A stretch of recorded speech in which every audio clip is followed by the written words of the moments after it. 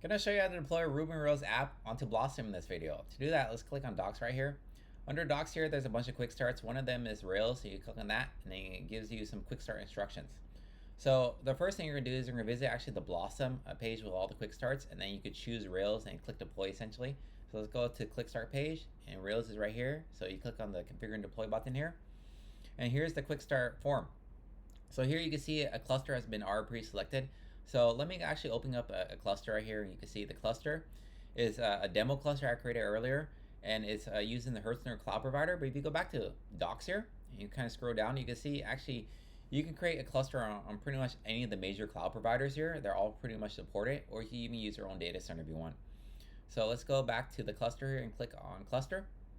Under cluster, you can see there's some servers or only one server. What I did was I only created one server with all the roles collapsed, like load balancer and web, to kind of save some money here. But it's really kind of up to you. You can have like a separate load balancer server, a separate web server, and kind of scale it out that way. And I also want to point out that you can deploy multiple apps actually onto the same cluster. So you can have everything collapsed and flattened down, and have all your apps on this one server you want to kind of are more optimizing for costs.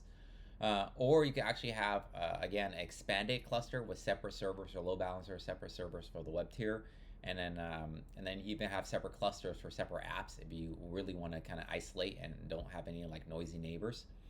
So that's how this cluster is set up here just for the demo. Let's go back to quick start. Here's the quick start. Here's the app name, Ruby-Rails. Here is the repository. So here's the GitHub repository. Right here is just a vanilla Rails app. Here, I want to point out this Rails app, notice there's no Docker file actually. So Docker file with Blossom is actually optional, because what Blossom does is actually can detect the language and the framework and then figure out how to build the Docker image from that. But if you want to, you can always customize further to your heart's content and bring your own Docker file and tell it to use your Docker file, okay?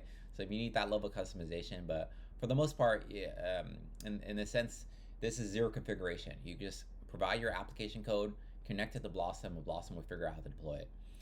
Next is you need a Docker registry. I'm using Docker Hub here with this registry name here, repository, so I'm gonna push up to there.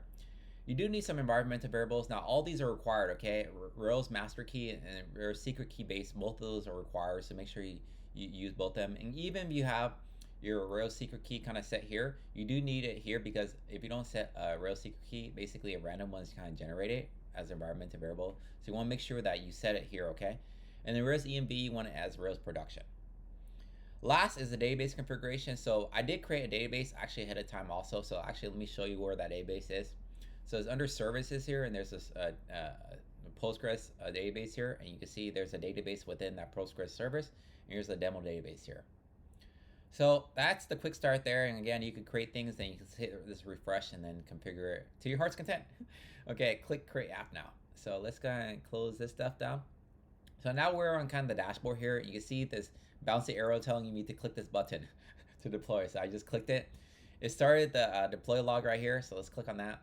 So now you can see the main deploy log. The main deploy log is like the cluster deploy log.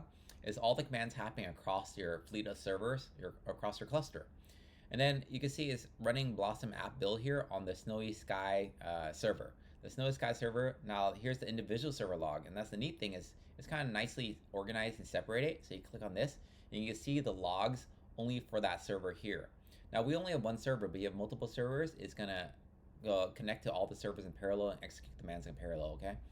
So it's building the app here. So that's gonna take a little time. So I'm gonna actually just go back to the parent log, maybe actually show you around the dashboard a little bit here while we wait. So here's the dashboard again, and here's the GitHub repository. So this is where you normally connect the GitHub repository. We use the quick start, so it kind of set this all up for us already. But if you're using this, you actually select like a private repository, and then you can connect to any provider of your, that you're using, like GitHub, your GitLab here, or Bitbucket. They're all kind of supported. Then you select your private repository, and you configure it here. If you configure a private repository with one of these providers, then you can actually set up webhooks too, and then it will automatically do like a CI, CD kind of deploy. Next is Docker registry. Docker registry is where you specify what Docker registry you want to use, like Docker Hub in this case, and your Docker image or your repository that you want to kind of push it to. Databases here. So we're using Rails, so that's database driven here. So there's the database. I've already linked the database here.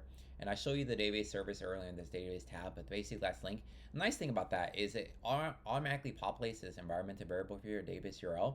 You can actually see here under environment too. So here are all the environmental variables that we configure in our quick start, and you can see the environmental variables that are linked here also. Okay, activity is just a basic activity log, which is like the deployment. And then app logs, which is going to be interesting, is going to be essentially once this is all deployed, you can see actually app logs here. And this is where I go to actually debug. This app logs are going to be live streaming here, okay? Let's go back to activity and deploy log and see where we're at. So it's still building the image here.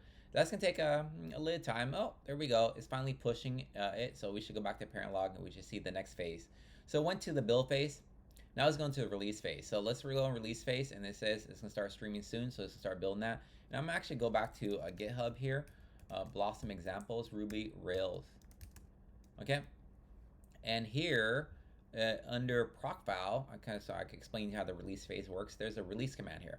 Now the interesting is you could specify it by code. You can also, let's go back to the app here. Go back to app. You can specify by actually the UI also right here. So you can override it essentially, or you can specify by code like Heroku style. And you can see it's calling bin db setup. So what's that about? Let's go check that out. Bin db setup is going to call, oh, I clicked in the wrong folder, bin, and then db setup right here. And you can see it's going db create, db migrate, and db seed. So this is demo, but you could kind of configure it your release phase however you need it to work. Let's go back to dashboard here, and let's go back to the deploy logs. And you can see it went through the release. Now let's look at the apps deploy. Apps deploy, you can see it basically finished. It did a Docker compose up at the end there. So it's very simple. Blossom makes use of Docker compose. So once you get the hang of Docker compose, it's actually very easy to understand what's kind of going on here. So that's kind of nice and simple in terms of orchestration. Next, let's go back to the dashboard, and we can see manage domain sync. So what it does for that is it actually creates a short URL that's gonna make your app readily available immediately, actually with SSL and HTTP configure right away. Back to parent app log here, and you can see now it's configuring a load balancer. It just finished configuring a load balancer, so now it has completely deployed. Okay, and now we can click on view app, and that should spin up. You can see the deploy Rails app here, and this is all connected database. Is a random joke app about dad jokes here, and then you can click view all jokes here. You can go here and you can edit it. I guess you can go test. Right, this is connected to the database and everything. So that is all completed, and that's it. That's how you deploy a Ruby and Rails application onto Blossom. Thanks.